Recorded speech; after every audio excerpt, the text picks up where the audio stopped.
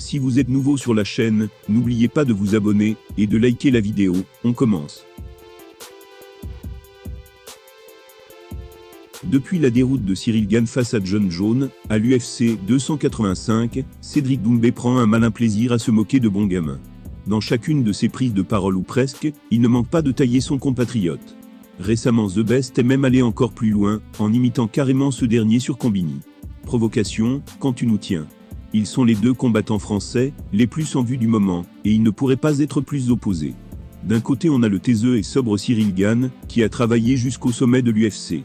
Il figure même parmi le top mondial des poids lourds du MMA.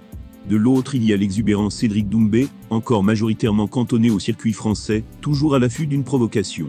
Si Doumbé avait envoyé un message d'encouragement à Gane à la veille de son combat face à Johnny, le natif de Douala n'en finit plus de tacler bon gamin suite à sa défaite.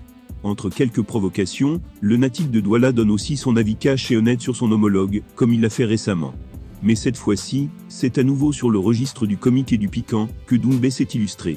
Invité de Combini, il a eu les yeux qui pétillaient lorsqu'il lui a été demandé s'il savait imiter Cyril Gane. Le résultat est fou.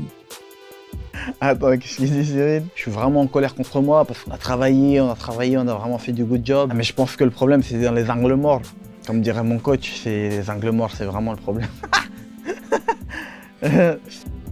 Bien évidemment, Doumbé n'a pas pu s'empêcher de placer un missile envers Fernand Lopez, le coach de Cyril Gane. L'homme avec qui il entretient un bif très personnel. Les fameux angles morts prônés par l'entraîneur sont en effet devenus un running gag, duquel Cédric ne se lasse pas.